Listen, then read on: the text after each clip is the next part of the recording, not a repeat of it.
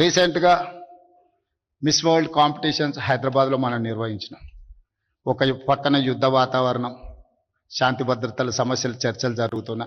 హైదరాబాదు నగరం ప్రశాంతంగా ఉంటుంది, శాంతి భద్రతలకు సమస్య లేదు. ప్రపంచ దేశాలలో ఉన్న అతిథులందరికీ ఆతిథ్యం ఇవ్వగలము. ఇది ఒక హైలీ ప్రొటెక్టెడ్ సిటీ అని మనం నిరూపించినాం. దాంట్లో భాగంగానే చాలా దేశాలకు విదేశాలకు వెళ్ళినప్పుడు మనము చాలా వెనుకబడిన దేశంగా మాట్లాడుతూ ఉంటారు. అందుకోసమని మిస్ వరల్డ్ కాంపిటీటర్స్ని అందరినీ నేను ఏఐజీ హాస్పిటల్కు పంపించండి, చూపించండి అని చెప్పి వాళ్ళందరినీ కూడా ఒక విజిట్ పెట్టించిన వన్ ఆఫ్ ద ప్రోగ్రామ్ కింద. ఐ డోంట్ థింక్ సో ఇప్పటివరకు ఎప్పుడు మిస్ వరల్డ్ కాంపిటీషన్స్లో ఇలాంటి ప్రోగ్రామ్స్ ఎప్పుడు టేకప్ చేయలేదు. First time we have taken a decision to that. We wanted to show our strength, we wanted to show our quality of life, our quality of health. So అందుకోసమని వాళ్ళని specific certain ఏరియాస్లో హైదరాబాద్లో ఉండే చార్మినార్ దగ్గర ఉండే మన shopping malls అనుకోండి, మన చారిత్రాత్మకమైన మన కట్టడాలు కావచ్చు, లేకపోతే మన టెంపుల్ హిస్టరీని, మన టెంపుల్స్ హెరిటేజ్ హిస్టరీని, రామప్ప టెంపుల్ కావచ్చు, 1000 స్తంభాల గుడి కావచ్చు, చార్మినార్ కావచ్చు, ఏఐజీ హాస్పిటల్ కావచ్చు, ఇవన్నీ కూడా ఎందుకు చూపించినామంటే ప్రపంచ దేశాలతో న్యూయార్క్, టోక్యో లాంటి నగరాలు, సౌత్ కొరియాతో మేము పోటీ పడగలుగుతున్నాం, జపాన్తో మేము కాంపీట్ చేయగలుగుతున్నాం అని చెప్పడానికి, వాళ్ళందరికీ అర్థం కావడానికే వాళ్ళందరినీ వీటన్నిటికీ చెప్పడం జరిగింది. ఫైనల్ కాంపిటీషన్స్లో నాకు తెలిసి 1, 2, 3లో ఎవరో ఒకరు రెఫర్ చేసింది.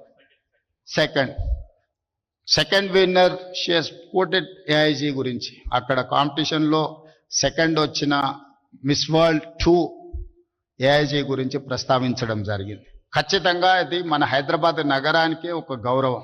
ఈరోజు ఏఐజీ హాస్పిటల్ గౌరవం కాదని, తెలంగాణ రాష్ట్రంలో హైదరాబాద్లో ఇంత గొప్ప హాస్పిటల్ ఉన్నది అని గుర్తించడం, ప్రపంచ దేశాలందరికీ తెలిసేట్టుగా వాళ్ళు చెప్పడం వల్ల మన నగరం యొక్క ప్రతిష్ట పెరిగింది. అందుకే ఈరోజు రాష్ట్ర ప్రభుత్వం వైద్యం మీద ప్రత్యేకమైన శ్రద్ధ పెట్టి కార్పొరేట్ సెక్టర్లనే కాకుండా ప్రభుత్వ రంగంలో కూడా ఈ వైద్య సహాయాన్ని అందించాలని more than 100 years హిస్టరీ ఉన్న ఉస్మానియా హాస్పిటల్ ఇప్పుడు అక్కడ బిల్డింగ్ కానీ అక్కడ ఉన్న ఇన్ఫ్రాస్ట్రక్చర్ సమస్యలను ఎదుర్కొంటుంది అని చెప్పి గుర్తించి గోషా మహల్లో 30 ఎకరాలలో 2700 బెడ్స్తోని దాదాపుగా 3000 కోట్లతోని ఈరోజు నూతనంగా ఉస్మానియా హాస్పిటల్ని మనం నిర్మించుకోబోతున్నాం, పనులు ప్రారంభించినాం.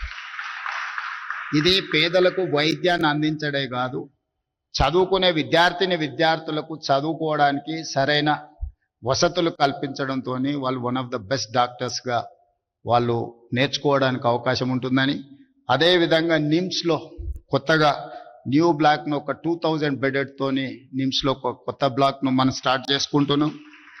అదేవిధంగా వరంగల్లో ఇంకొక 2000 బెడెడ్ హాస్పిటల్ని మనము నిర్మించుకుంటున్నాం, ఆల్మోస్ట్ కంప్లీట్ అయ్యే స్టేజ్లో ఉంది.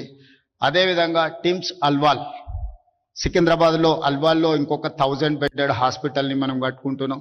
అదేవిధంగా ఎల్బీ నగర్లో కూడా ఇంకొక 1000 బెడెడ్ హాస్పిటల్ని కట్టుకుంటున్నాం. సనత్ నగర్లో ఇంకొక 1000 బెడెడ్ హాస్పిటల్ని కట్టుకుంటున్నాం. ఇవన్నీ దాదాపుగా ఒక ఉస్మానియా హాస్పిటల్ కంప్లీట్ చేయడానికి 2.5 years పట్టొచ్చు.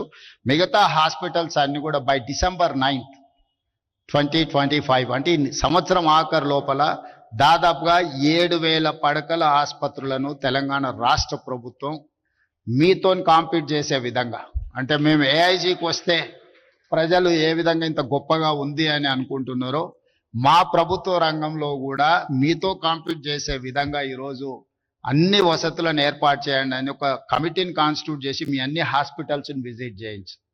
ఎందుకంటే చాలా మందికి గవర్నమెంట్ హాస్పిటల్కి వెళ్ళంగానే ఇంకా ప్రాణాలు పోతాయేమో, గవర్నమెంట్ హాస్పిటల్కి వెళ్ళడం అంటే బ్రతకడానికి కాదు చావడానికే వెళ్తున్నామేమో అనే ఒక అభిప్రాయం చాలా మందిలో నాటుకుపోయింది.